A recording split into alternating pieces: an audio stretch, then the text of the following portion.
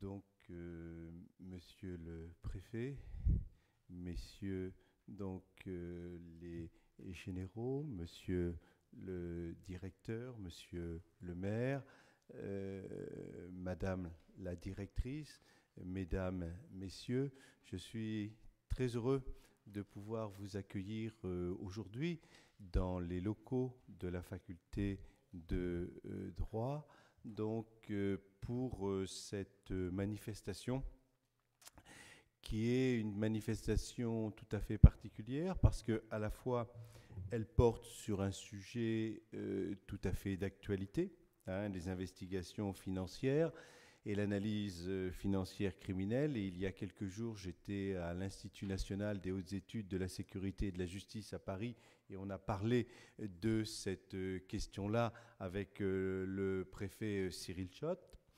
Et puis également, ce qui est aussi quelque chose d'important, c'est effectivement la dimension européenne. La dimension européenne, et on sait bien, et je retrouve mon domaine de travail en tant que spécialiste de droit de l'Union européenne, que finalement c'est un problème qui est un problème de frontières, un problème de porosité de frontières, un problème de porosité de législation et qu'effectivement, donc, il y a des personnes qui peuvent profiter de cela et donc la réponse doit être une réponse européenne. Et puis également, je dirais que c'est une manifestation particulière et exemplaire puisque, effectivement, c'est une manifestation qui clôt un cycle d'enseignement et à ce titre, c'est une manifestation qui sera marquée donc par une remise de diplômes et je crois que c'est important aussi qu'il puisse y avoir une manifestation attestant donc du travail effectué, une manifestation qui puisse attester de l'investissement que l'ensemble des participants, des auditeurs ont pris à ce travail. Donc je crois que ça c'est très très important. Et en tant que doyen, je souhaite remercier tous ceux qui ont permis donc à la fois la réalisation donc de ce colloque, mais également ceux qui permettent donc que le Collège européen des investigations financières et analyses financières criminelles eh bien, puisse donc tenir ces sessions, puisse remplir la mission qui lui a été confiée dans le cadre de l'Union européenne. Et je crois que ce qui est très important, et c'est de voir donc la disponibilité de l'ensemble des responsables politiques, responsables civils, responsables militaires, et je pense donc au corps de la gendarmerie, qui donc tout au long de la construction de ce projet, tout au long de la réalisation de ce projet, eh bien, y participent, apportent leur expertise, apportent leur soutien.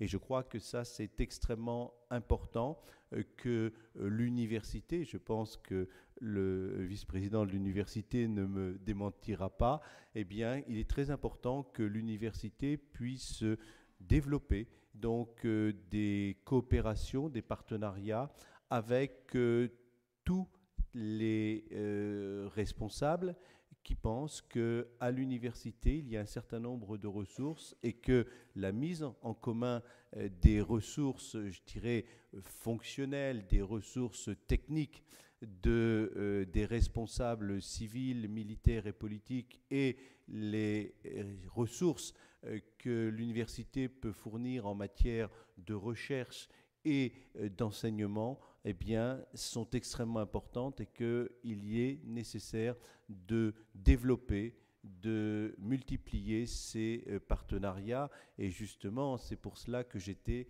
la semaine dernière donc, à l'Institut national des hautes études de la sécurité et de la justice, qui travaille sur un certain nombre de questions parallèles, et que nous serons la première université de France à signer une convention de partenariat avec cet Institut national. Donc, ce qui montre que, effectivement, à côté du CEFAC, et je dirais dans le prolongement du CEFAC, et c'est grâce au CEFAC que l'Institut donc s'est adressé à nous et qu'il a souhaité donc que nous puissions participer à des recherches, à des formations, à un certain nombre d'études, et même puisqu'ils m'ont demandé d'être dans leur conseil donc d'administration, et bien de travailler à la préparation donc de leur stratégie, de leur programme, et je crois que c'est extrêmement important cette coopération.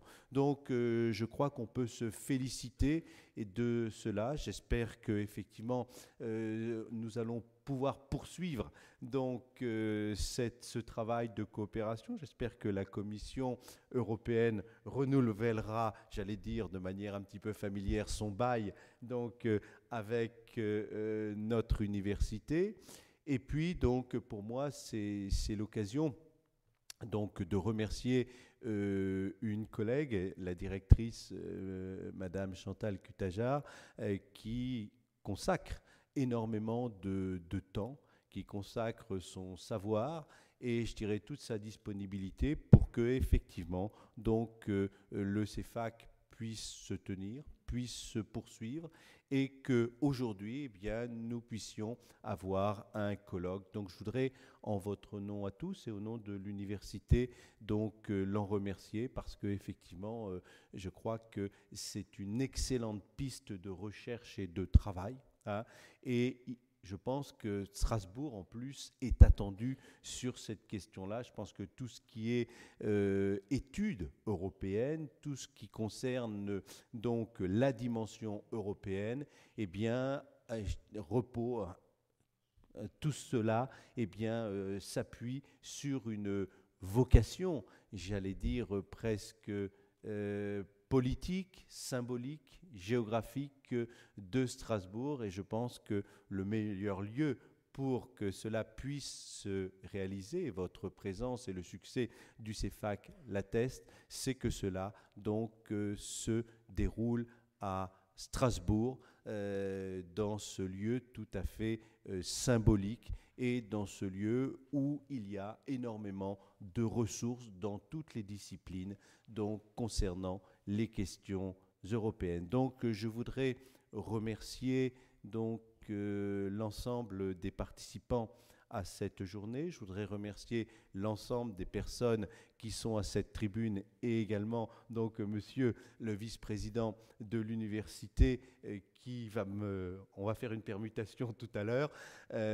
pour leur appui, pour accepter de relever le défi, parce que je crois qu'on est vraiment dans un défi politique et juridique, et donc d'accepter effectivement que nous puissions travailler ensemble avec chacun donc notre apport à cette formation donc de lutte contre la criminalité organisée dans le cadre effectivement de l'Union européenne. Donc je vous souhaite une excellente journée. Je vous retrouverai tout à l'heure cet après-midi, et naturellement en fin d'après-midi. Merci beaucoup et excellente journée à tous.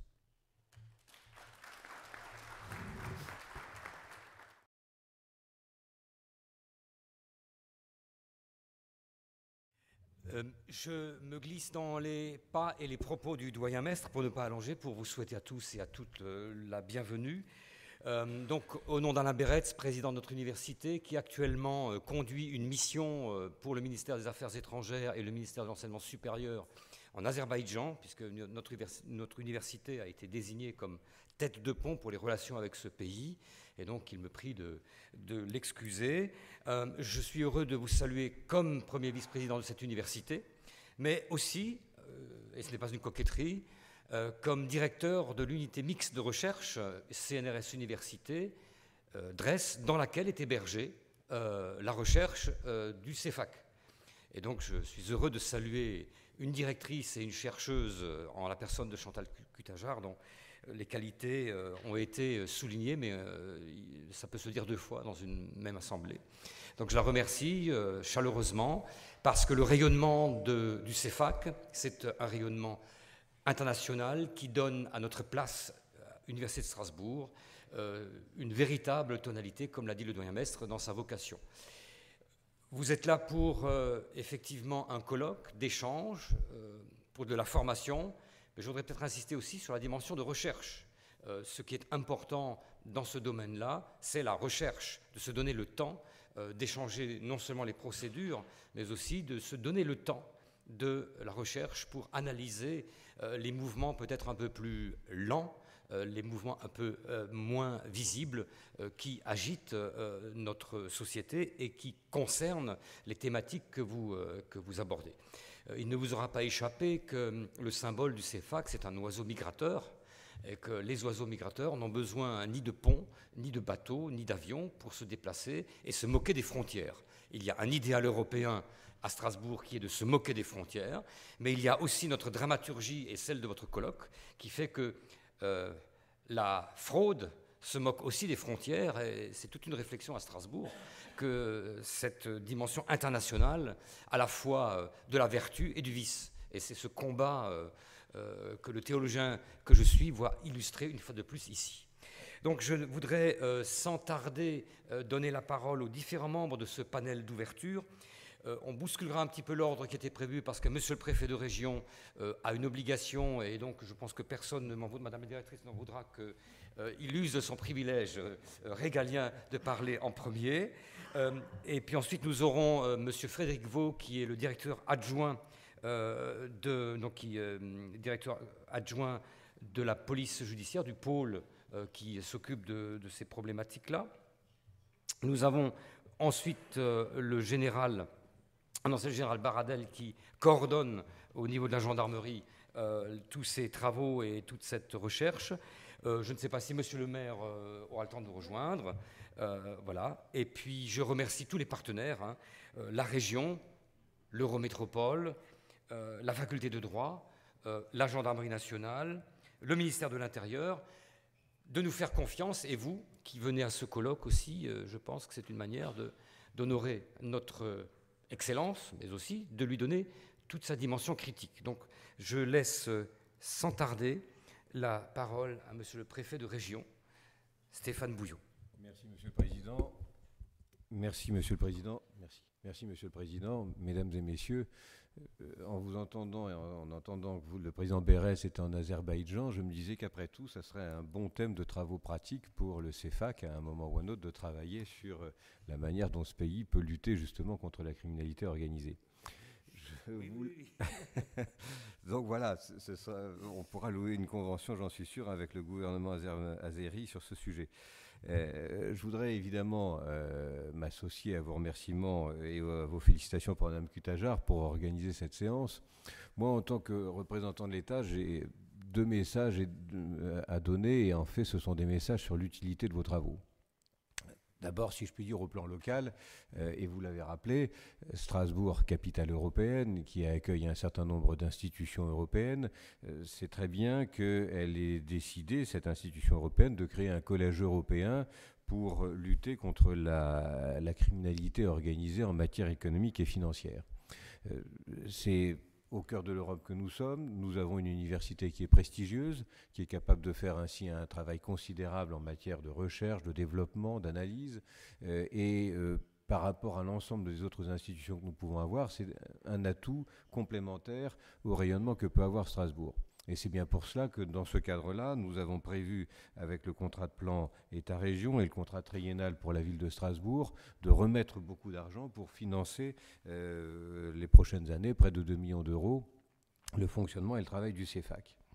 Et puis bien sûr, en tant que représentant de l'État, je suis aussi représentant du ministre de l'Intérieur, et le travail que vous faites me paraît absolument essentiel dans différents domaines.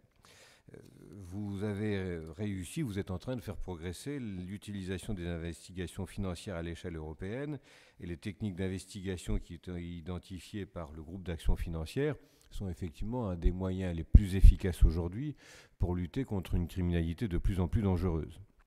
Or, cette criminalité, elle a un impact sur nos sociétés qui est, j'allais dire, bien plus difficile et bien plus lourd que par le passé.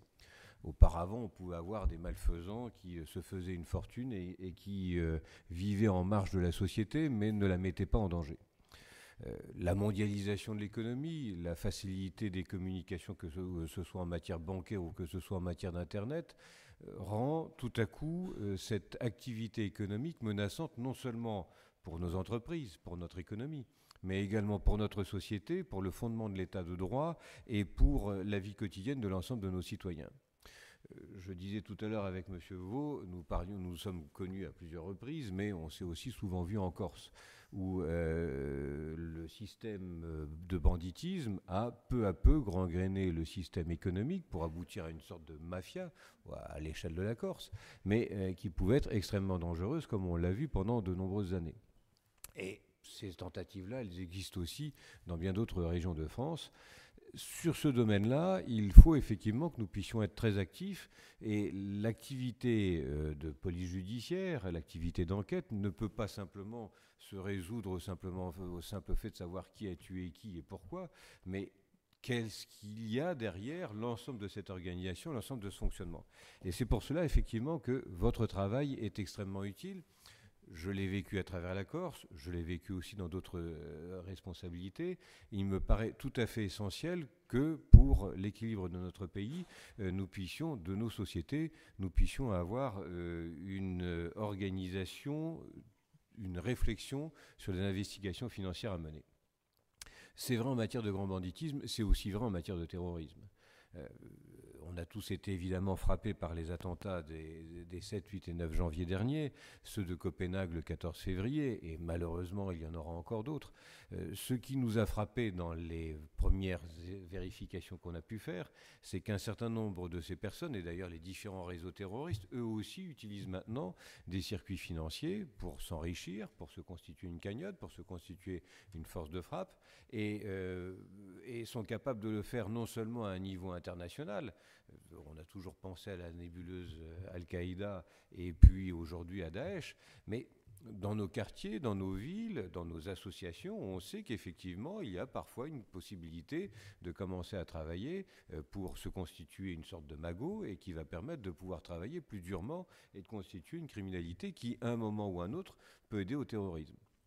L'argent dont bénéficient un certain nombre d'acteurs terroristes, potentiels ou réels, ne serait-ce que simplement le fait de pouvoir payer des billets d'avion pour ceux qui ont envie d'aller en Syrie, ça correspond à un trafic financier sur lequel il faut que nous puissions être vigilants et sur lequel nous devons pouvoir agir. Et dans ce domaine, les systèmes de financement des communautarismes, ces systèmes sont étanches et donc ils sont redoutables et ils se multiplient. On le voit bien, il n'y a plus aujourd'hui étanchéité entre terrorisme et banditisme. Le ministre des Finances et des Comptes publics s'est exprimé à ce sujet devant les représentants des États membres qui constituent le GAFI, et il a prévu 8 mesures pour renforcer le cadre réglementaire national autour de 3 priorités. Identifier les opérations suspectes, identifier les émetteurs et les bénéficiaires, et agir en gelant les biens mobiliers et immobiliers. Et par ailleurs, le projet de loi sur le renseignement, qui a été présenté le 19 mars en Conseil des ministres, c'est le fruit d'une réflexion approfondie, d'ailleurs beaucoup d'entre vous y ont participé. Il va maintenant faire l'objet d'un débat qui est déjà vif et animé avec les juristes, les magistrats, les associations, mais c'est normal, d'ailleurs ce type de texte, et j'en sais quelque chose, suscite toujours beaucoup d'élan dans tous les sens.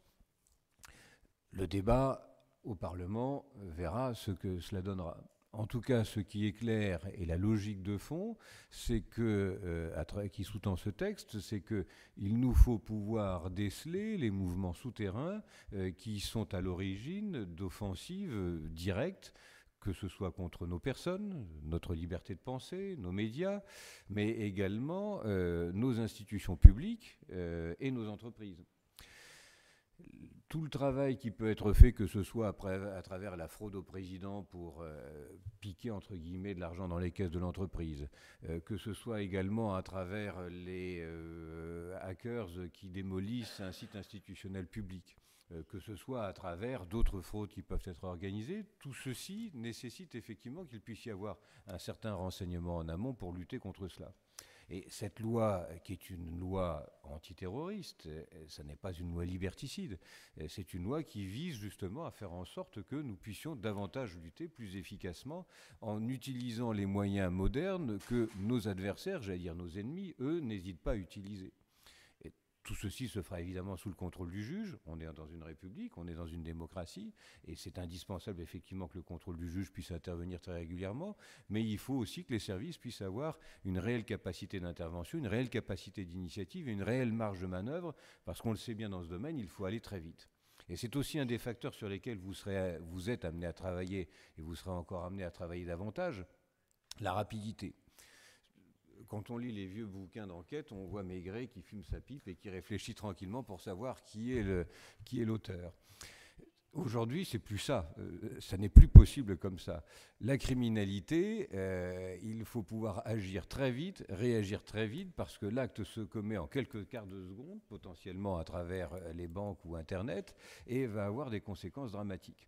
D'où la nécessité de pouvoir prévenir, le travail que vous faites, d'où la nécessité aussi de pouvoir enquêter fortement sur l'ensemble des systèmes qui permettent d'organiser cette criminalité. La vitesse d'intervention, la vitesse de prévention, la vitesse de réaction, et pour vous, officiers de police, officiers de gendarmerie, des éléments qui sont maintenant essentiels dans la lutte contre la criminalité organisée. Et j'espère effectivement que vous pourrez continuer à travailler dans ce domaine.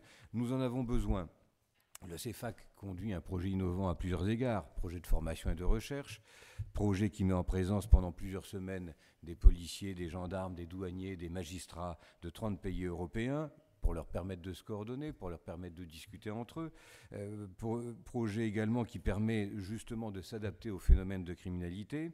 Et puis projet qui permet à Strasbourg et à son université et donc à la France d'apparaître comme un partenaire européen, comme un acteur important pour ses partenaires européens. Et je pensais à Interpol, avec lesquels nous travaillons aussi très fortement. Moi, tout ce que je veux simplement vous dire, c'est bravo pour le stage que vous avez fait, félicitations à ceux qui vont être diplômés dans quelques heures, mais au-delà du plaisir que nous avons eu à vous accueillir et que nous aurons encore à vous accueillir à Strasbourg, nous comptons sur votre travail. Notre démocratie compte sur votre travail, nos sociétés comptent sur votre travail. Ça n'a jamais sans doute été plus utile qu'aujourd'hui de pouvoir mieux se coordonner entre pays européens, mieux échanger sur nos modes de travail, mieux échanger sur nos législations et nos moyens d'agir, et mieux échanger sur nos savoir-faire pour lutter contre des agressions, qui encore une fois ne sont plus seulement des agressions contre les personnes, et ça suffirait largement à agir, mais sont aussi plus fondamentalement des agressions contre notre société, contre notre mode de pensée, et donc à l'arrivée contre nos libertés. Je vous souhaite bon courage et une excellente journée. Merci. Merci beaucoup.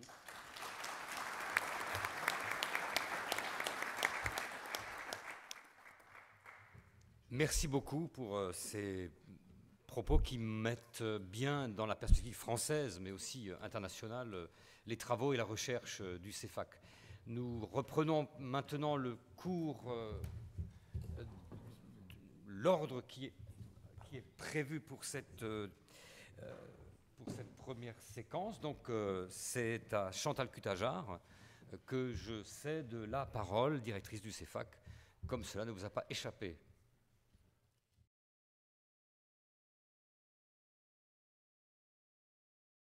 Je vous remercie, Monsieur le Président. Je remercie évidemment Monsieur le Préfet, Monsieur le maire qui va arriver dans quelques instants, Monsieur le général de division, coordinateur du pôle judiciaire de la gendarmerie nationale, Monsieur le directeur central, adjoint de la police judiciaire. Permettez-moi également de saluer le général Thierry Thomas, commandant la région Alsace de gendarmerie, Monsieur Christophe Alain, directeur interrégional de la police judiciaire, Madame Emmanuelle Barre, procureur de la République adjoint près le TGI de Strasbourg, Mesdames, Messieurs. C'est évidemment un très grand honneur pour moi de vous accueillir à ce colloque de clôture du programme 2013-2015 conduit par le CEFAC. Le Collège européen des investigations financières et de l'analyse financière criminelle est avant tout une aventure humaine. Une aventure débutée en 2010 et qui est en tout point et au sens propre du terme extraordinaire. Le CEFAC qui est en effet la résultante d'une conjonction de volontés mues par le même idéal, contribuer à l'émergence d'une Europe qui met au cœur de son action la justice, et le droit. Alors l'aventure débute le 15 septembre 2009 lorsque le Grasco organise un colloque sur le thème « Identification, saisie et confiscation des avoirs criminels », placé sous le haut patronage du regretté Jacques Barrot, alors vice-président de la Commission européenne. Un ouvrage collectif publié aux presses universitaires de Strasbourg en 2010 préconisait alors l'adoption d'une stratégie pour enrayer le développement des marchés criminels. Et dans la foulée, nous organisions les universités d'été des investigations financières et de l'analyse financière criminelle grâce à un cofinancement de la Commission européenne, de la ville et de la communauté urbaine de Strasbourg, ainsi que du Conseil régional Alsace. Permettez-moi de vous remercier, je remercierai dès qu'il sera là, le maire de Strasbourg, d'avoir partagé cette vision. Et mes remerciements vont également à Jacques Bigot, alors président de la communauté urbaine de Strasbourg, et bien sûr à Philippe Richert, président du Conseil régional Alsace. Dans le rapport que nous remettions à la Commission, nous proposions la création d'un collège européen pour dispenser un programme de formation et pour conduire un projet de recherche en matière d'investigation financière et d'analyse financière criminelle. Et alors, nous formions donc un comité de pilotage pour répondre à un nouvel appel à projet de la Commission européenne. Et permettez-moi de vous présenter ce comité de pilotage largement représenté aujourd'hui. Outre l'Université de Strasbourg, il était composé de la gendarmerie nationale française, représentée par le lieutenant-colonel Philippe Marie, qui est d'ailleurs directeur logistique du CEFAC. L'Université de Lausanne, représentée par mon collègue, le professeur Olivier Ribaud, qui est présent parmi nous. La direction générale de la police judiciaire belge, représentée par le commissaire divisionnaire chef du service central d'analyse criminelle opérationnelle, également présent. L'Office antifraude de la Catalogne, représenté par Bruno González Valdelièvre, directeur d'analyse. Le service national de la douane judiciaire, dirigé par Mme Solange Moracchini, représenté aujourd'hui par l'inspecteur Hervé Le Toque, également présent. La commission bulgare de confiscation des avoirs illégaux, représentée par M. Dimo Grodev. La direction nationale du renseignement et des enquêtes douanières, représentée par Mme Myriam Ferrand, chef de la division fraude financière. Il y avait en outre Europol et l'Institut des experts judiciaires de Belgique. À côté de ce comité de pilotage, donc, qui s'est engagé à nos côtés en signant les documents de la Commission européenne, il y avait un comité d'experts associés qui a contribué activement à l'élaboration du programme de formation. Ce comité était composé de la direction centrale de la police judiciaire, qui est représenté par le commissaire Jean-Marc Souvira, chef de l'OCRGDF, l'Office central pour la répression de la grande délinquance financière, et de Christine Dufaux, chef de l'Office central de lutte contre la corruption et les infractions financières et fiscales. Il y a également Eurojust, représenté par Cyril Lacombe, qui est assistant au membre national français, au membre national pour la France à Eurojust. Alors, c'est ensemble qu'universitaires et praticiens, nous avons conçu un programme de formation et c'est ensemble que nous avons jeté les bases d'un programme de recherche sur les investigations financières et l'analyse financière criminelle. Et c'est en effet pour contrer une criminalité de plus en plus complexe et mondialisée que les investigations financières sont apparues et sont d'ores et déjà identifiées aujourd'hui comme l'un des moyens les plus efficaces pour enrayer le développement de l'économie criminelle alimentés par des flux d'argent criminels issus des trafics illicites, mais également de la corruption, du financement du terrorisme et de la fraude et de la grande fraude fiscale. Les organisations criminelles gèrent en effet des flux financiers d'ampleur macroéconomique supérieurs au PIB de certains petits pays. Je me permets de saluer l'arrivée de Monsieur le maire. Bonjour.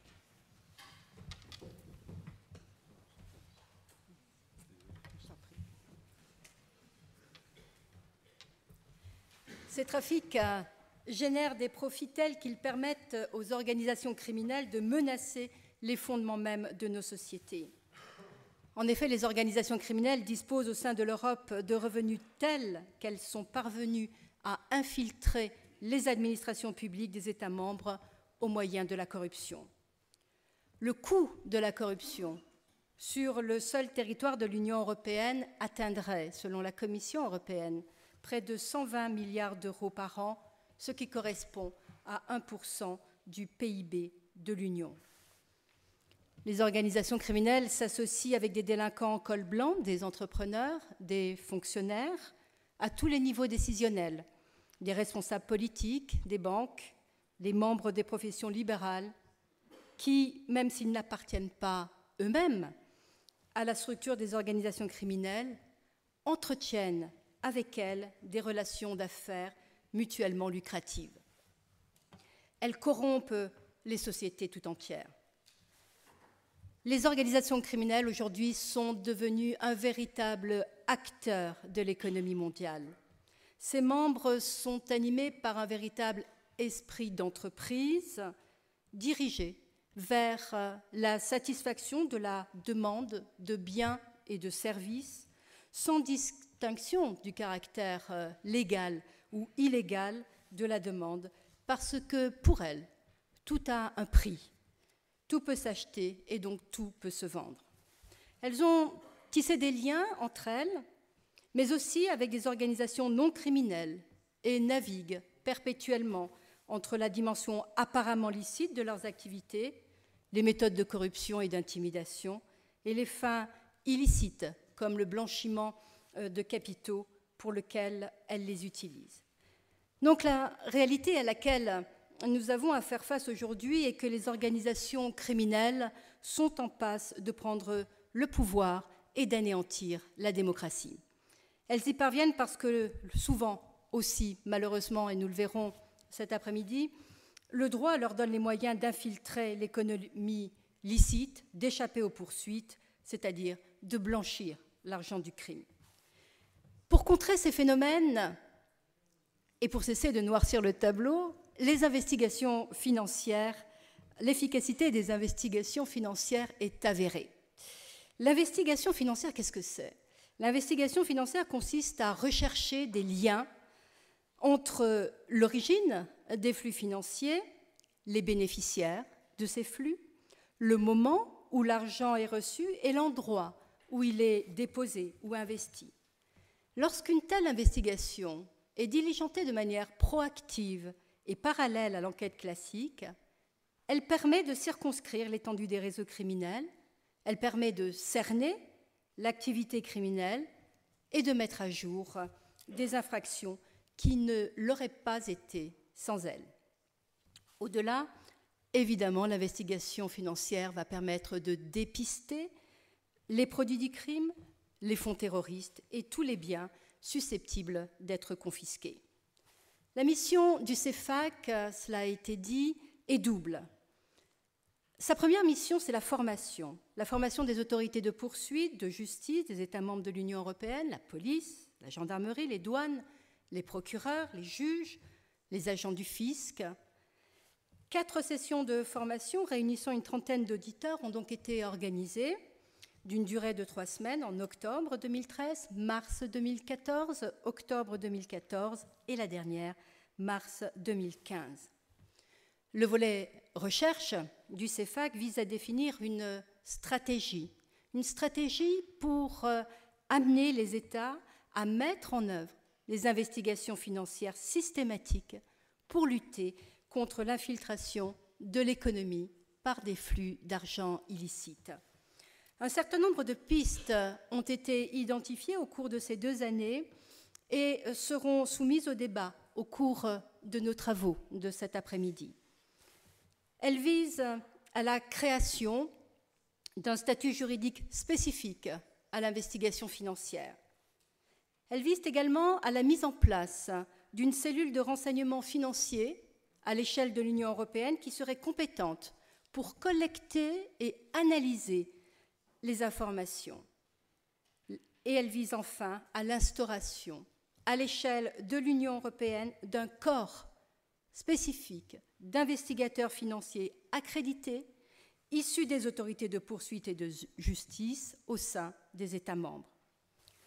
Le volet recherche visait également à créer un outil à destination des praticiens conçu comme une aide à la conduite des investigations financières. Alors, il s'agit d'une base de données informatique, d'un centre de connaissances qui a vocation à centraliser les bonnes pratiques en matière d'investigation financière et d'analyse financière criminelle. Cette base de données a été conçue et est alimentée par notre ingénieur de recherche, Sébastien Dupont, qui en fera une présentation cet après-midi. Alors, l'originalité de notre projet réside dans la participation active des auditeurs qui le souhaitent au programme de recherche. Il leur est en effet proposé, dans le cadre du diplôme d'université spécialement créé pour eux, intitulé « Investigation financière et analyse financière criminelle », de rédiger un mémoire détaillant et analysant une investigation financière réussie et menée à son terme, c'est-à-dire jusqu'au prononcé de la décision de justice. 18 auditeurs se sont inscrits sur les 2 premières sessions, 4 procureurs, 10 policiers et 4 douaniers. Les mémoires sont une mine de renseignements et de bonnes pratiques qu'avec notre équipe de chercheurs, nous allons analyser pour en tirer les recommandations que nous ferons à la Commission européenne. Je voudrais, Monsieur le Président, vous remercier, tout particulièrement remercier le professeur Michel Storck, ici présent, responsable de l'équipe de droit des affaires au sein de l'unité mixte de recherche que vous dirigez, qui a été, depuis mon arrivée à la faculté de droit de Strasbourg, un soutien de tous les instants. Mes remerciements s'adressent enfin à vous, Monsieur le Président. Vous avez été l'un des premiers à comprendre les enjeux pour l'université d'un tel projet, et nous vous remercions pour votre soutien. Je présenterai peut-être tout à l'heure, à l'issue des interventions, le programme que nous allons partager tout au long de la journée. Merci, Monsieur le Président.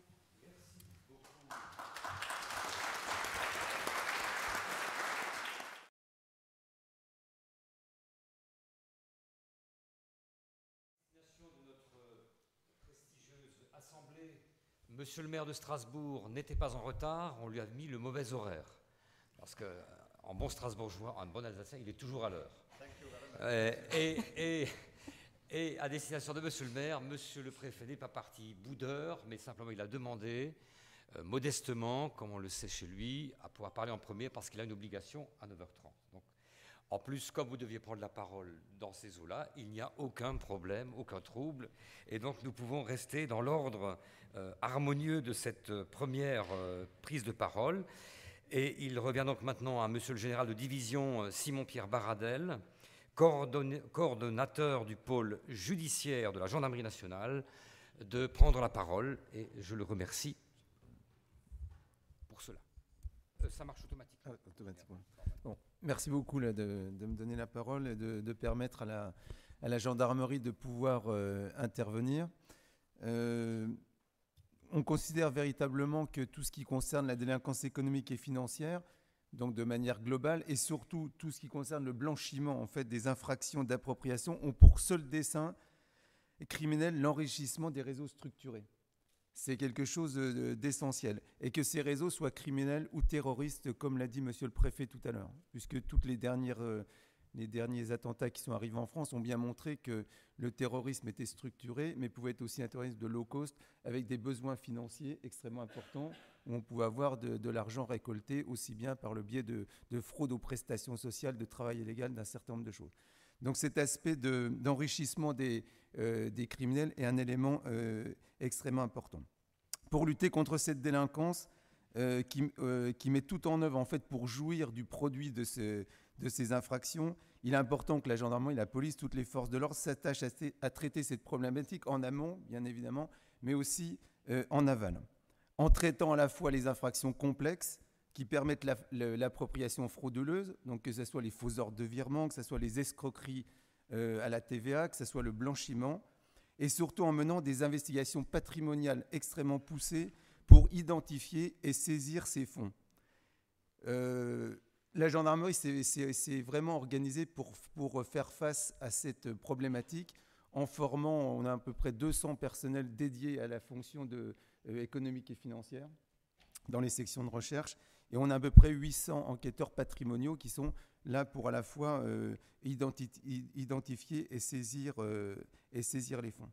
Je voudrais juste, en ce début de journée, insister sur ce volet en fait, de la saisie et de la confiscation des biens criminels, puisque nous sommes engagés vraiment dans une approche systématique, d'une approche patrimoniale systématique de toutes les infractions.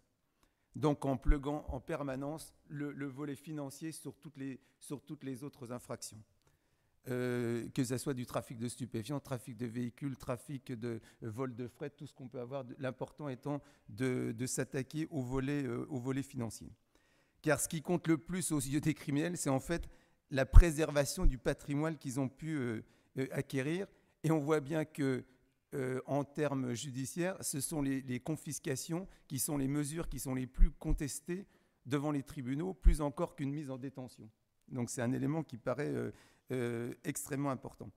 Alors cette sanction, cet aspect de saisie et de confiscation, pour moi, a plusieurs effets extrêmement importants. Déjà, il y a un effet immédiat. Dès les interpellations, le fait de pouvoir saisir les biens est extrêmement mal ressenti par les délinquants, puisque ça permet de retirer les biens et les fonds qui sont sous leur contrôle, provisoirement, puisque c'est simplement une saisie et pas encore une confiscation, mais de façon extrêmement ostentatoire, que ce soit le cash, que ce soit les comptes bancaires, que ce soit les véhicules, que ce soit le mobilier. Donc c'est extrêmement important qu'il y ait cette première marque immédiate. Socialement, je pense que c'est quelque chose qui est aussi exemplaire. C'est battre l'idée de l'antimodèle de la réussite économique par le crime. C'est envoyer un signal clair aux victimes et aux témoins directs des actes de délinquance, puisque la criminalité organisée, par son implantation, comme ça a été dit, au sein de l'économie réelle et de l'économie légale, et par sa persistance dans la durée, délivre un message qui pourrait être simple en disant « mais finalement, l'État est impuissant à pouvoir réagir ». Or, sur ce point, la vraie réponse de l'État, et on s'y est tous fortement engagés, c'est de dire on va pouvoir saisir et confisquer les biens qui sont issus de l'activité criminelle. Et ça, vis-à-vis socialement, c'est quelque chose d'exemplaire. Et c'est ça la réponse directe de la puissance publique. C'est un troisième effet, c'est un effet déstructurant, puisqu'en fait, quelle que soit la criminalité, que ce soit une criminalité de masse sur les cambriolages, les vols de fret, les dégradations, que ce soit une criminalité itinérante, structurée, toutes les saisies désorganisent complètement l'activité délinquante, désorganisent sa logistique et bien évidemment obligent à des réarticulations qui sont forcément difficiles, donc avec une vraie efficacité. Et puis naturellement, le quatrième point que je vois de très positif, c'est bien évidemment un dispositif qui est extrêmement vertueux sur le plan financier, puisque c'est permettre aux victimes des infractions de pouvoir récupérer ce qui leur a été pris, que ce soit matériellement parlant ou bien évidemment par des dédommagements financiers, et puis pour l'État, pouvoir récupérer le produit des infractions. Alors on va parler que ce soit pour le budget général de l'État ou bien évidemment pour les forces de l'ordre qui contribuent avec la justice à cette saisie. Donc c'est un élément qui me paraît une priorité. C'est vrai que je ne parle pas de la délinquance économique et financière de manière générale. Je voulais vraiment insister sur cet aspect de saisie et de confiscation qui est mis vraiment en avant avec, depuis la loi Warsmann de 2010, la création de l'agence de l'Agrasc, hein, l'agence de gestion et de recouvrement des avoirs saisis et confisqués, qui montre clairement cette volonté de pouvoir agir sur l'ensemble du spectre. Je pense que cet aspect-là demande une véritable professionnalisation des forces de l'ordre, car c'est un vrai métier de pouvoir faire les saisies, de pouvoir aller jusqu'à la confiscation, et ça demande un véritable travail de coopération entre les services et entre les services de police et de gendarmerie et la magistrature. Nous sommes, au niveau gendarmerie, organisés dans une chaîne de captation des avoirs criminels, avec une cellule nationale, des cellules régionales, comme il y en a une au niveau de l'Alsace, et puis des référents dans chaque département. Alors, cette mobilisation porte ses fruits, puisque l'année dernière, globalement, je pense pour la police, on était sur les mêmes portages. On a eu une augmentation quasiment de 31% des saisies, donc quelque chose d'extrêmement important. Alors, je profite d'être ici dans une enceinte de réflexion pour donner sans doute quelques pistes, puisque certes, on avance, mais je pense qu'on en est encore un peu à l'âge préhistorique dans le domaine de la captation des avoirs criminels et qu'on doit pouvoir faire encore beaucoup mieux. Alors, un premier point, je pense qu'il faudrait qu'on modifie quasiment l'article 14 du Code de procédure pénale, qui définit en fait l'exercice de la police judiciaire. La police judiciaire, donc c'est bien, je constate les infractions, je rassemble les preuves et puis je recherche les auteurs. Il faudrait clairement qu'on ait quasiment une quatrième fonction dans la police judiciaire qui consisterait à saisir les avoirs, en faire véritablement, législativement, une des missions de la police judiciaire, que ça soit ancré dans le dispositif. Donc je pense qu'il faudra sans doute y arriver pour que cet acte de captation des avoirs criminels soit totalement systématisé et légitimé, et que ce soit sur la petite délinquance, la moyenne ou la grande délinquance. Et puis bien évidemment, il y a encore beaucoup de choses qui doivent progresser, puisque dans le domaine économique et financier, et ça a été dit tout à l'heure, il y a 2 points qui sont essentiels pour être efficace. C'est au niveau national, c'est la coopération interservices, puisque bien évidemment, les biens et l'argent circulent. Je vois les douanes qui sont ici présentes. Il est extrêmement important qu'on puisse avoir une coopération. Et dans le domaine terroriste, c'est tout à fait caractéristique. C'est-à-dire que quelqu'un a du cash, il part en Allemagne avec de l'argent, il le dépose sur un compte. Avec ce compte, il achète un kebab en France. Comment les informations sont transmises entre services? Comment on va pouvoir communiquer et surtout pouvoir être efficace? Alors, ça, on l'a au niveau national. C'est déjà notre vrai défi de pouvoir transmettre les informations. Et bien évidemment, on l'a aussi au niveau international, puisqu'il faut pouvoir, dans ce domaine-là, communiquer, que ce soit sur les transferts de fonds, mais aussi sur les achats, puisque bien évidemment, tout l'intérêt, c'est de ne pas forcément investir sur le territoire national, mais d'investir éventuellement à l'étranger. Donc ce point-là me paraît essentiel. Donc il y a beaucoup de choses qui doivent encore évoluer, même au niveau français. L'accès des forces de l'ordre aux fichiers des comptes bancaires.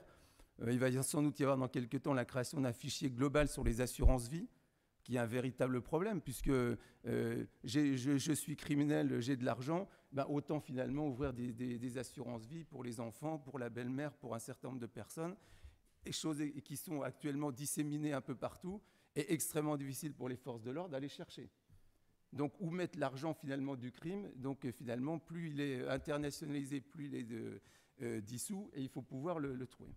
Voilà, donc ces questions-là, l'accès aux fichiers des comptes bancaires, c'est extrêmement important, puisque finalement, un délinquant peut avoir plusieurs comptes à l'étranger, en France, à son nom, nom d'autres personnes. comment, et je crois le préfet Jean l'a dit tout à l'heure, la rapidité dans ces domaines-là est extrêmement importante. Plus on tarde, plus les mouvements se font, et plus on est en retard, et donc moins on est efficace. Et dans ce domaine-là, il faut pouvoir échanger de la meilleure manière. Donc, avoir accès aux fichiers, c'est quelque chose d'important. Les assurances vie pour le truc. Assurance vie, coffre-fort, parce que c'est bien évidemment aussi la même question qui va se poser.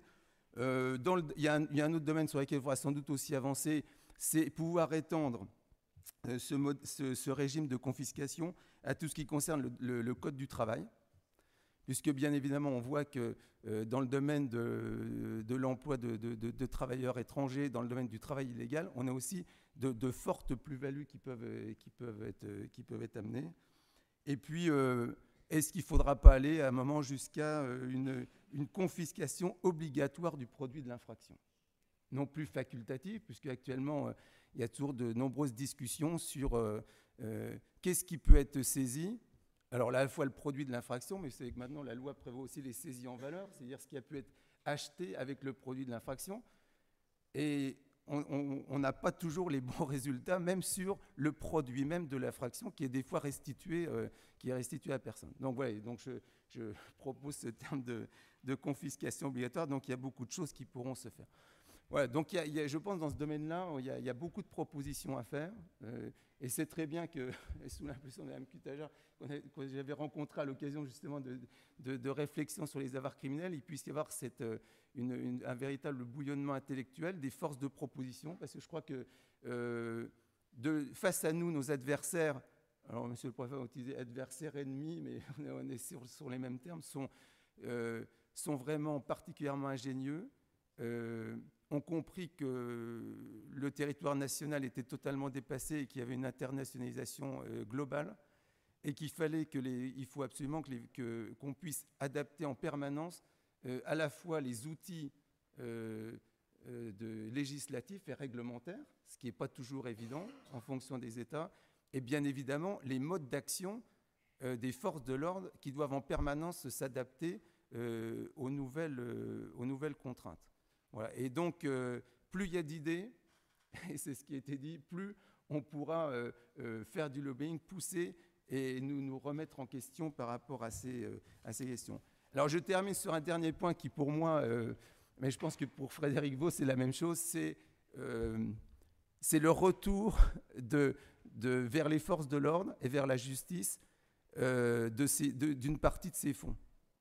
Parce qu'il paraît extrêmement important dans un domaine actuellement où les budgets sont contraints, où les forces de l'ordre, police et gendarmerie font des efforts extrêmement importants pour pouvoir saisir et confisquer.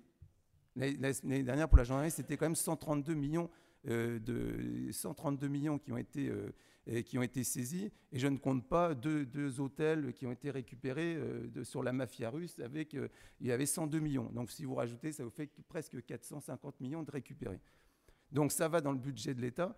Et politiquement parlant, il est quand même prévu maintenant qu'on puisse avoir un retour pour les forces de l'ordre, en affectation sur des véhicules, sur des ordinateurs, sur un certain nombre de points, pour pouvoir rester dans la course, rester efficace, avec les moyens adaptés pour pouvoir faire face. Et il n'y a rien de mieux que, je crois beaucoup à cette approche de celui qui travaille, celui qui donne, il doit avoir un retour. Donc là, il y a police et gendarmerie, on s'est mis vraiment en ordre de bataille pour assécher complètement les réseaux criminels et capter les produits. Et il est extrêmement important qu'on puisse avoir un retour. Donc il y a des négociations, je ne sais pas toujours comment ça se passe dans les autres pays, mais qu'on puisse avoir un véritable retour. Alors on l'a actuellement dans le cadre des fonds de concours de la MILDECA sur les stupéfiants, donc qui permettent d'acheter des véhicules, d'acheter des ordinateurs, d'acheter un certain nombre de choses. Et puis, il faut qu'on le fasse de manière beaucoup plus globale sur les immeubles qui sont saisis. Il faut voir qu'en France, on était il y a 3 ans à peu près à 400 immeubles saisis. Actuellement, la Grâce qui est à peu près à 1200 immeubles qui sont saisis. Donc, il faut à peu près 3 ans de procédure avant qu'ils tombent dans l'escarcelle de l'État. Donc, pour dire qu'on est dans un domaine où les fonds seront de plus en plus importants. Et c'est ce qui fait le plus mal aux délinquants. Donc, dans ce domaine-là, il faut aller prendre ce qui est l'enjeu majeur. Voilà, donc Je vous remercie de me laisser un peu la parole pour pouvoir évoquer cette question qui, pour la gendarmerie, nous tient particulièrement à cœur. Merci beaucoup.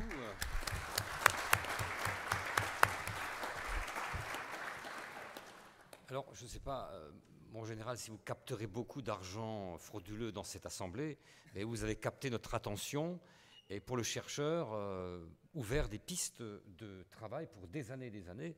Donc la Commission européenne et ceux qui nous soutiennent savent que leur argent sera bien utilisé pour faire évoluer le droit et aussi donner plus de moyens. De ce côté-là, on sera avec vous.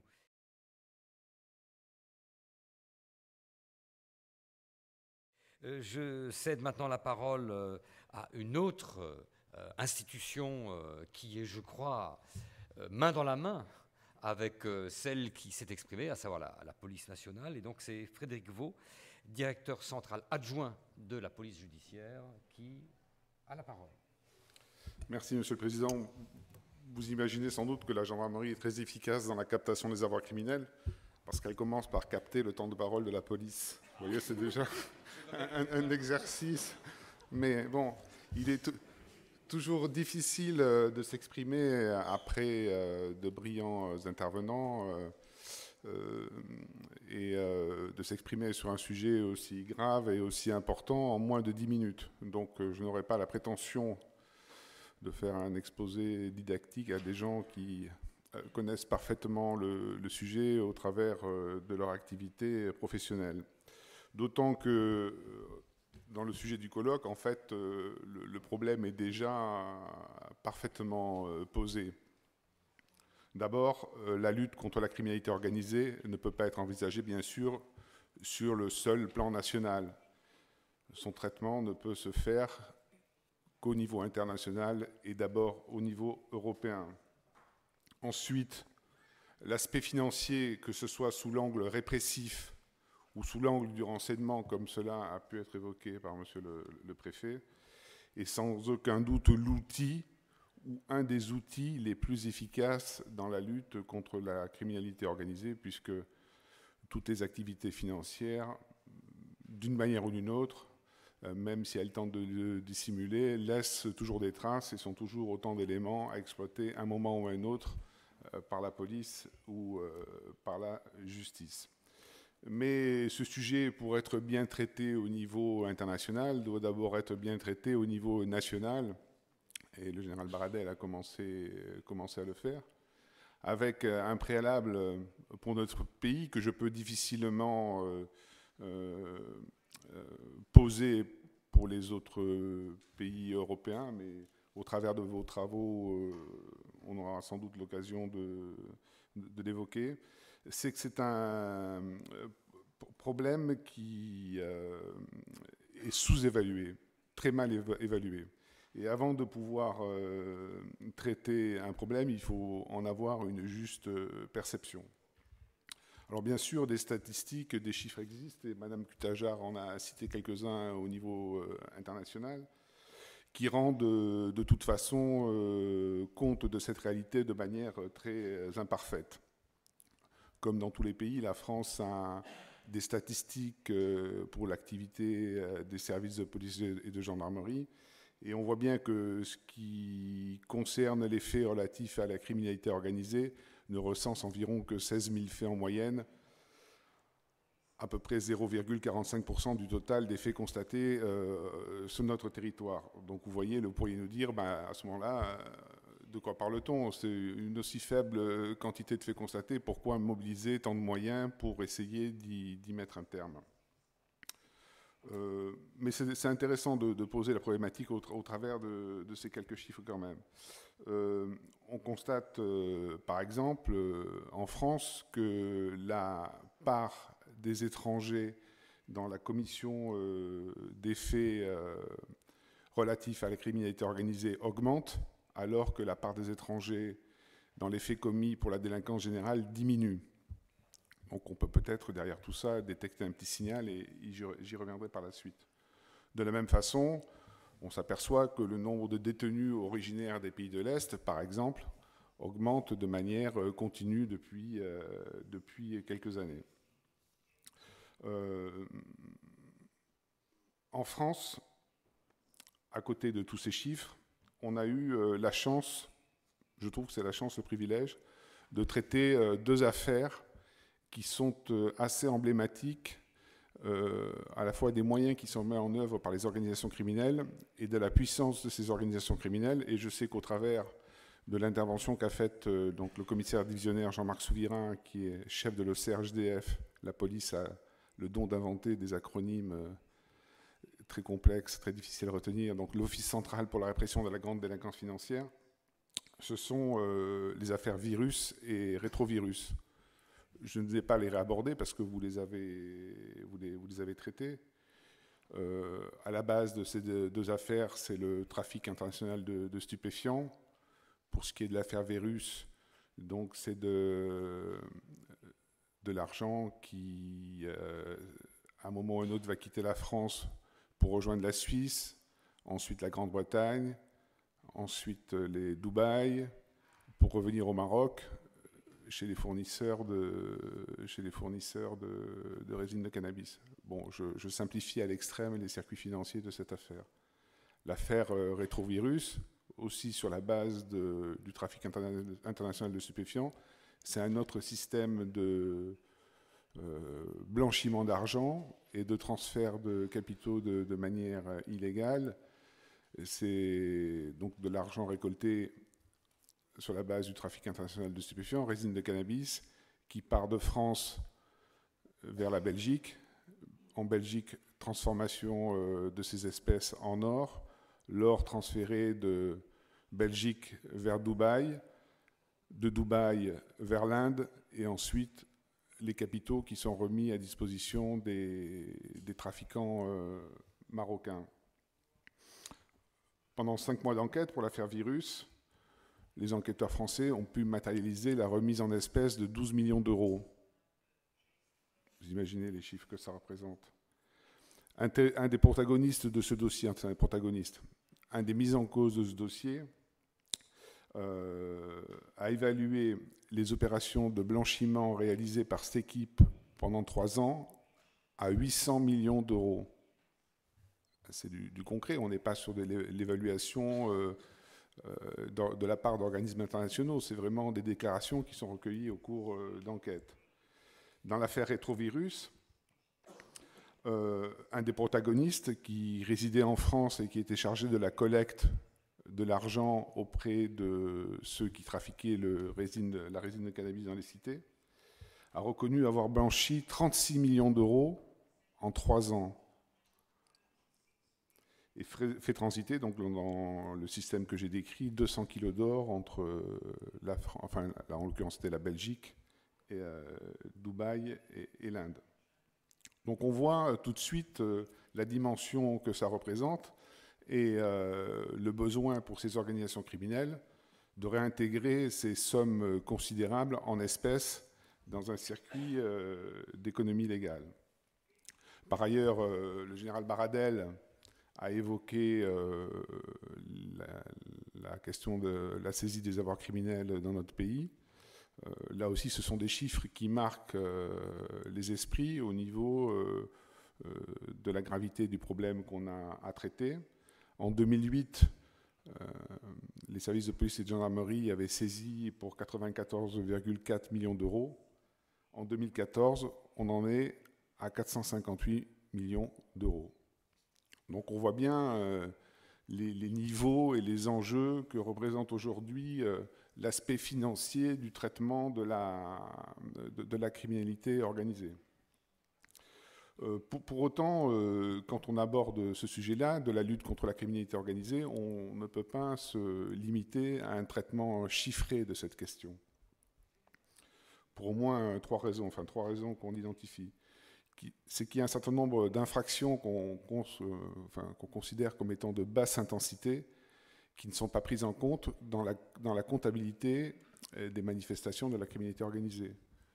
Un petit voleur à la roulotte, un cambrioleur d'un appartement à Strasbourg, un voleur de pots catalytiques à Strasbourg, quand on le prend en tant que tel, n'est pas considéré comme une manifestation de la criminalité organisée. On pense parfois à des incivilités, à des problématiques de quartier. Et pour autant, aujourd'hui, on s'aperçoit que ces actes-là, les plus simples, s'inscrivent dans la logique et dans l'action des organisations criminelles, en France bien sûr, mais dans toute l'Europe.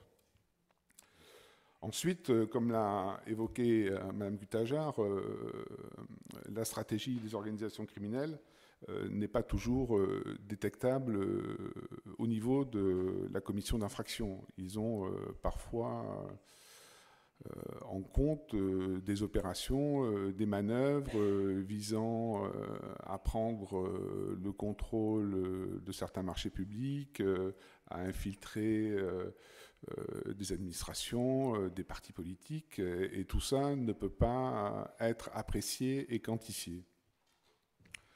Troisième point, il faudrait, et ça le préfet de région l'a dit tout à l'heure, il faudrait aussi prendre dans le préjudice que cause la criminalité organisée aujourd'hui en France et en Europe, la dimension du préjudice social qui est important. Et le général Baradel le disait, que voilà, dans ce qui peut être observé par le citoyen honnête, le fait de voir qu'on puisse s'enrichir, conquérir du pouvoir en ayant une stratégie reposant sur la commission d'infraction est quelque chose qui a un effet désastreux au plan social. Je voudrais très rapidement, et sans monopoliser la parole, pour poser là aussi le débat, ce qui est important quand on traite la problématique de la criminalité organisée, c'est de sortir de ces logiques comptables, même si on a du mal à les concrétiser de manière très précise, et réfléchir et analyser, et essayer de comprendre ce qui se passe. Nous, en France, on a établi une typologie pour les organisations criminelles, grâce au travail qui a été fait par le CIRASCO, le service d'information, de renseignement et d'analyse stratégique sur la criminalité organisée. J'y reviendrai un peu plus tard. On a trois grands types d'organisations criminelles aujourd'hui qui viennent impacter durablement notre pays. D'abord, les organisations criminelles traditionnelles qui sont issues du milieu corse qu'évoquait le préfet de région, du milieu lyonnais, du milieu parisien. On a des organisations criminelles qui sont issues des cités. On voit bien qu'au travers du développement du trafic international de stupéfiants, des petits groupes qui se contentaient de dealer au bas de leur cage d'escalier sont aujourd'hui, pour les plus intelligents d'entre eux, pour les plus entrepreneurs d'entre eux, à la tête de véritables organisations criminelles qui cherchent à investir les gains considérables, les profits considérables qu'ils génèrent dans leur activité. Et puis bien sûr, il y a le développement des organisations criminelles d'origine étrangère qui maintenant font fi des frontières, qui n'existent plus en tout cas au sein de l'Union et qui s'implantent sur les terrains, dans les lieux qui sont les plus profitables pour eux. En tout cas, au-delà des spécificités que ces trois grandes catégories d'organisations criminelles ont, elles ont toutes des points communs. D'abord, dans leur activité criminelle, ce qu'on retrouve à chaque fois, c'est la prédominance du trafic de stupéfiants, qui reste l'activité criminelle la plus lucrative. On parle de géographie. À ce titre, d'ailleurs, pour la facilitation du trafic de stupéfiants, il faut observer que l'espace Schengen a des débouchés aujourd'hui dans les Caraïbes et en Amérique du Sud, puisque notre pays, avec ses départements français d'Amérique, donne cette capacité à certaines organisations criminelles d'avoir accès à l'espace Schengen à partir de points du globe qui nous paraissent relativement improbables. Il faut aussi prendre en compte qu'on a au cœur de l'Europe une zone qui est un peu le trou noir de l'Europe en matière de délinquance et de criminalité, qui est la zone des Balkans, où on est en présence de véritables États faillis qui permettent à certaines organisations criminelles de trouver des têtes de pont tout à fait favorables à l'implantation des organisations criminelles de l'Union, enfin dans les pays de l'Union européenne. Donc, un, prédominance du trafic de stupéfiants. Deux, adaptation rapide à la mondialisation.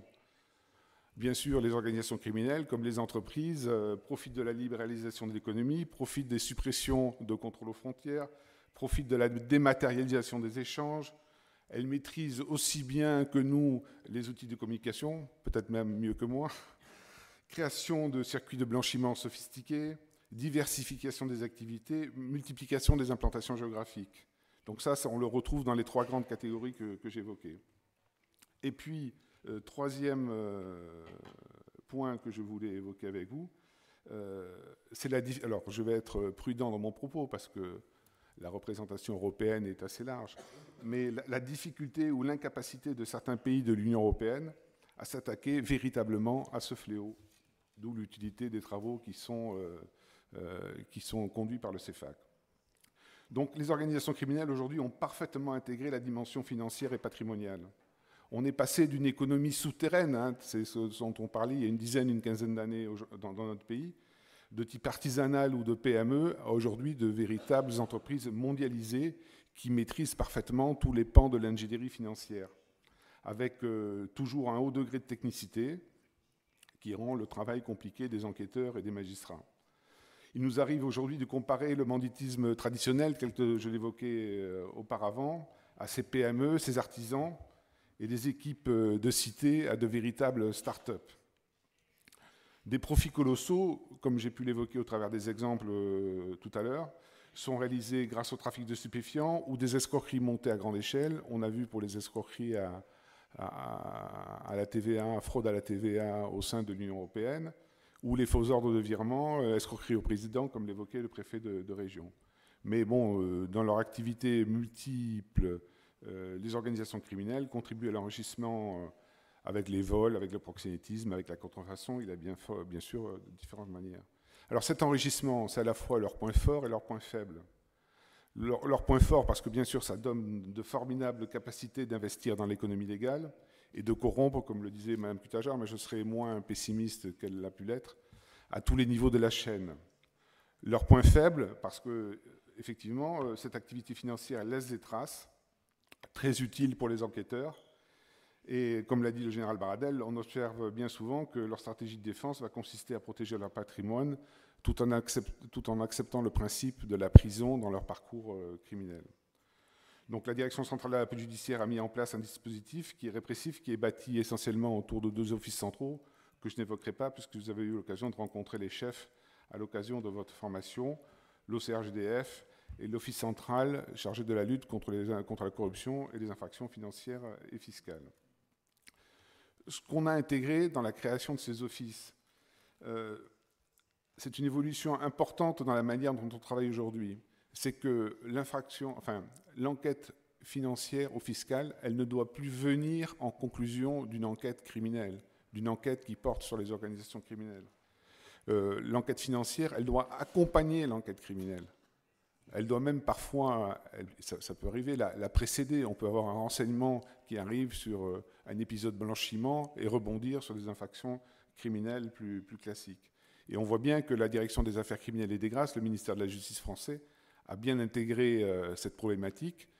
Elle a produit une circulaire le 30 septembre 2014 où elle insiste bien sur la nécessité de conduire de manière parallèle les enquêtes criminelles et les enquêtes financières, sachant que les enquêtes financières ont un temps qui n'est pas toujours celui de l'enquête criminelle, avec notamment la contrainte de devoir juger les malfaiteurs dans des délais raisonnables pour pouvoir les juger quand ils sont détenus, et donc de disjoindre parfois les enquêtes financières pour permettre d'aboutir dans des délais raisonnables. J'ai évoqué le CIRASCO, je voudrais terminer là-dessus. C'est un service donc, qui est placé auprès de la Direction centrale de la police judiciaire. Il nous est apparu évident au moment de l'émergence de toutes ces organisations criminelles que tout un tas de services, et pas simplement les services de police et de gendarmerie, avaient une masse d'informations à leur disposition. Alors, je vous l'ai dit, police, gendarmerie, justice, mais douane, bien sûr, fisc, services de renseignement, administration pénitentiaire. Et que le seul moyen d'arriver à combattre efficacement ces organisations criminelles, c'était de pouvoir regrouper ces informations. Et donc, c'est le but du CIRASCO, qui fait à la fois des analyses opérationnelles et des analyses stratégiques sur les questions de criminalité organisée, et qui, bien sûr, exerce des partenariats importants avec d'autres pays étrangers, et en particulier ceux de l'Union européenne, et avec Europol, dans la contribution que le CIRASCO apporte au rapport SOCTA. En conclusion, Je voudrais redire ce que j'ai dit en introduction, c'est que la réponse est bien sûr d'abord nationale. Hein. Si la prise de conscience ne se fait pas au niveau français, on ne pourra pas imaginer des structures et des organisations au niveau européen et au niveau international. Mais voilà, ça passe d'abord par une vraie prise de conscience de cette problématique de la criminalité organisée. Bien sûr, le terrorisme vient nous toucher de plein fouet. Il faut qu'on y donne tous les moyens pour combattre ce fléau. Mais gare à négliger cette problématique de la criminalité organisée. Comme l'a dit Madame Cutajar, on a quand même vu voilà, des organisations criminelles, des mafieux, prendre le contrôle de gouvernements de certains pays et pas si loin de chez nous que ça. Donc cette action contre la criminalité organisée ne pourra être véritablement efficace que dans un cadre européen renforcé sur la base de la coopération déjà mise en place, notamment avec Europol et Eurojust, et avec les outils qui sont déjà mis à notre disposition, comme les équipes communes d'enquête et le mandat d'arrêt européen. D'ailleurs, l'efficacité du dispositif d'investigation dans l'affaire rétrovirus repose beaucoup sur les équipes communes d'enquête qui ont été menées grâce à l'appui d'Eurojust. Dans ce cadre, l'enquête financière et patrimoniale nous permet de rapporter la preuve de l'infraction. La confiscation des richesses, et pas simplement la saisie illicitement constituée, est la meilleure sanction possible. Les services en charge de ces enquêtes en Europe doivent pouvoir travailler avec les mêmes outils juridiques et dans les mêmes délais qui leur permettent d'aboutir et d'obtenir la neutralisation de ces organisations criminelles.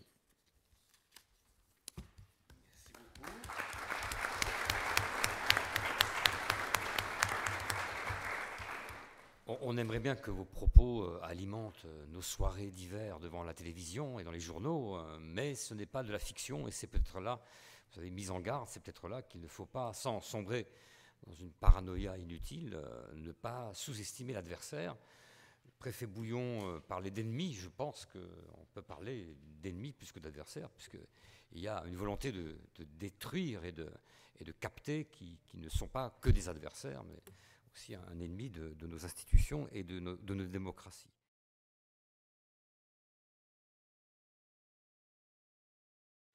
Et le premier magistrat de la ville de Strasbourg, capitale européenne, donc on salue cette dimension européenne qui a été plusieurs fois honorée et que la Commission européenne continuera, j'en suis sûr, d'honorer par son soutien. On voit bien le travail ici impressionnant qui est mené au service de plus de démocratie, parce que protéger les biens et permettre que soient châtiés ceux qui s'en prennent aux biens publics, c'est une manière de consolider nos démocraties. Donc on ne se paye pas de mots en donnant la parole au maire de la capitale européenne qu'est Strasbourg.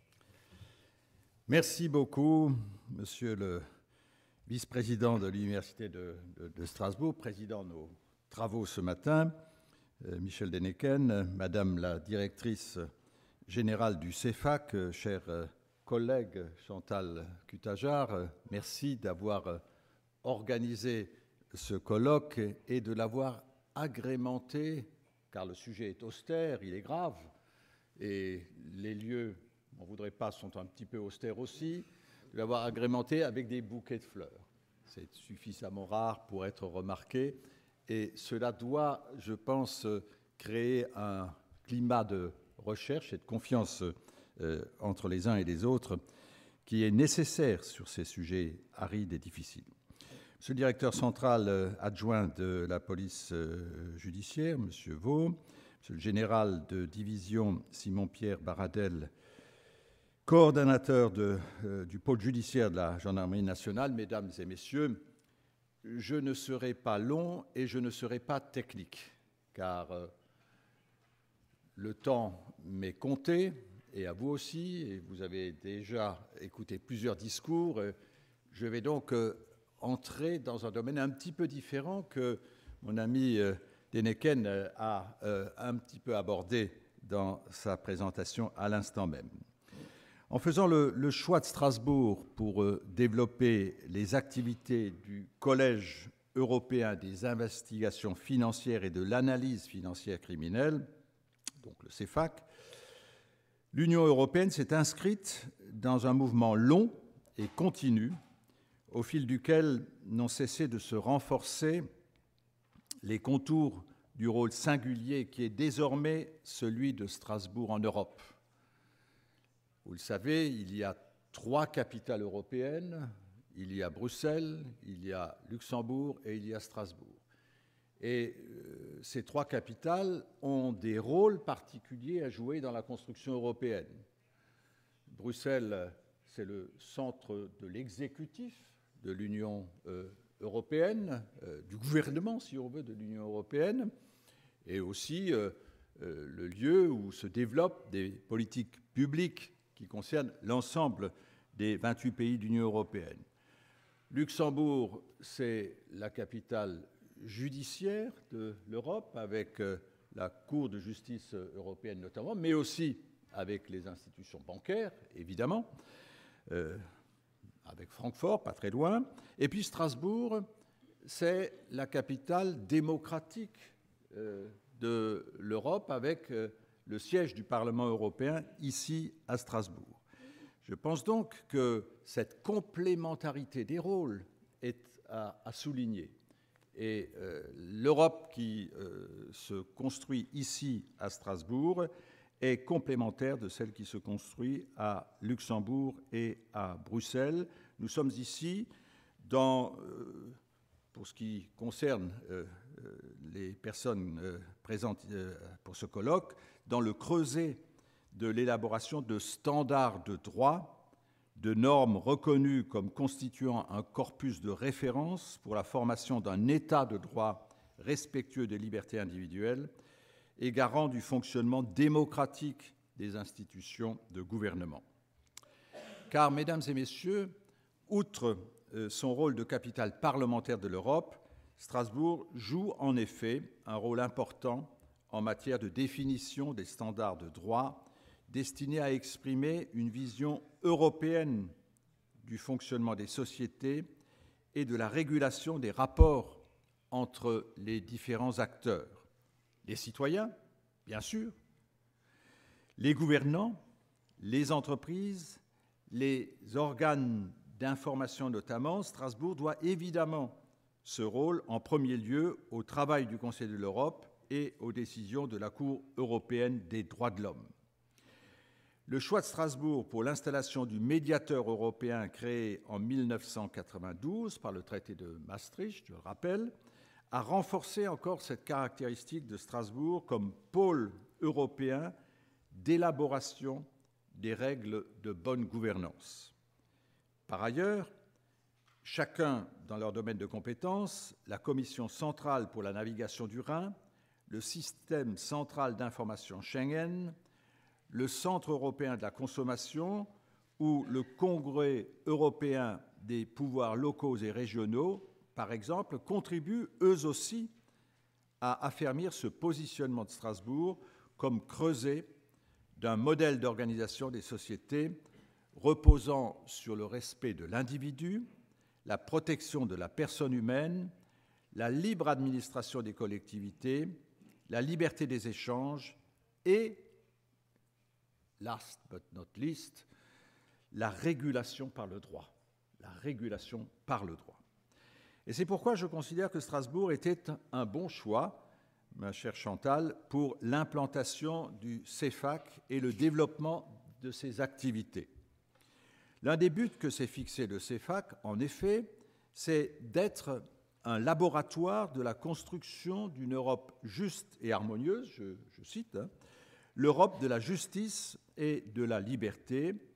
Et cet objectif lui donne en effet pleinement vocation à prendre place aux côtés des institutions et des organismes européens de coopération que je viens d'évoquer.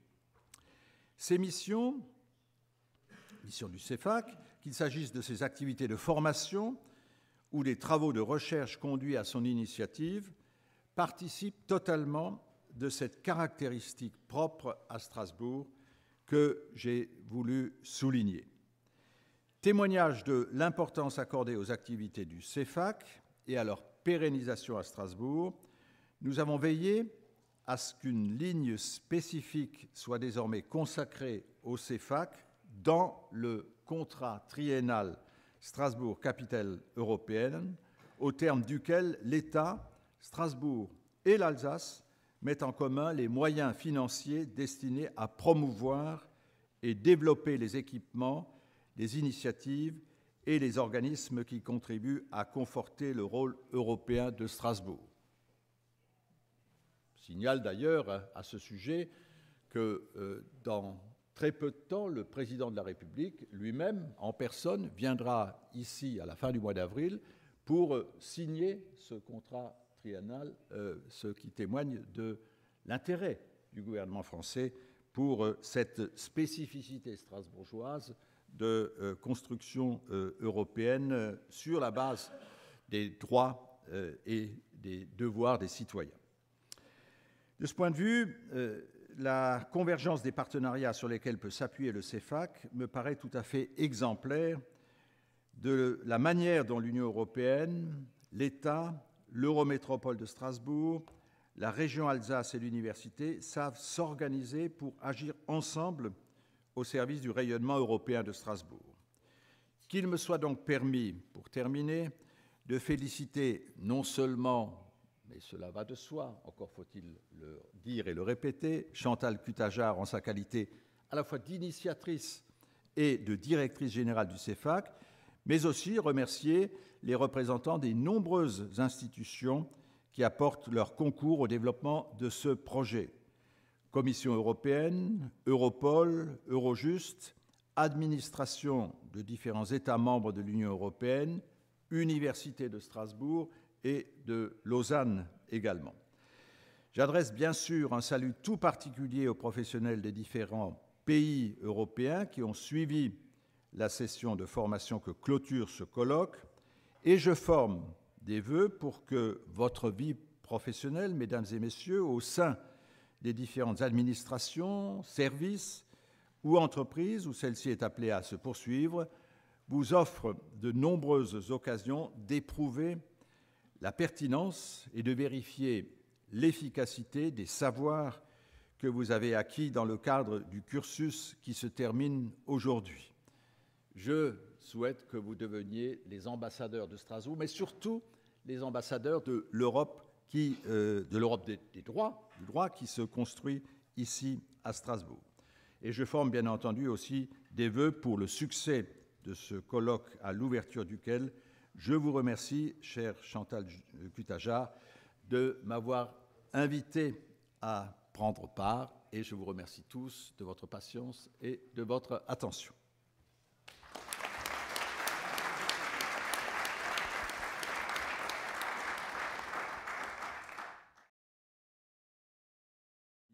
Une petite question pour vous, Madame Cutajar, c'est peut-être dans votre dossier de presse, mais je n'ai pas eu le temps encore de l'éplucher. Combien de personnes avez-vous formées ici depuis le lancement du CEFAC et quel est leur profil globalement? Dossier de presse, et pour être tout à fait précise, nous avons formé 117 experts. 117 experts ont suivi la formation, 49 femmes, 68 hommes. Leur moyenne d'âge sur les 3 dernières sessions est de 40 ans. La moyenne d'âge de la première session était de 33 ans. Alors, vous voulez savoir de quelle administration ils sont issus également? Donc, ils sont issus pour 58 d'entre eux de la police ou de la gendarmerie lorsque cette institution existe. 32 viennent de l'administration des douanes ou des finances. 26 viennent de la justice. 18 procureurs, un juge d'instruction et puis des experts également et des enquêteurs. Et le dernier est un membre de la commission bulgare pour la confiscation des avoirs criminels qui fait partie de notre comité de pilotage aussi.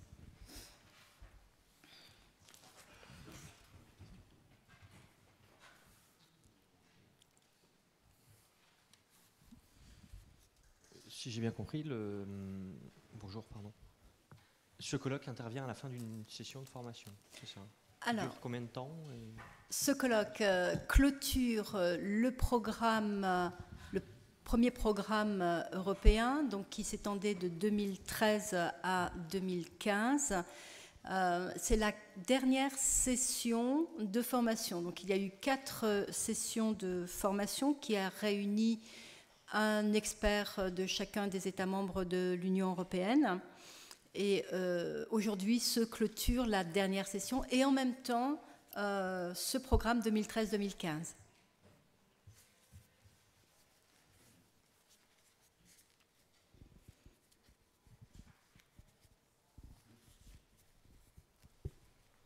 Le dossier de presse est remarquablement bien fait. Je crois qu'il y a énormément, je l'ai vu ce matin, et énormément d'éléments dedans, factuels, tels que ceux qui peuvent vous intéresser.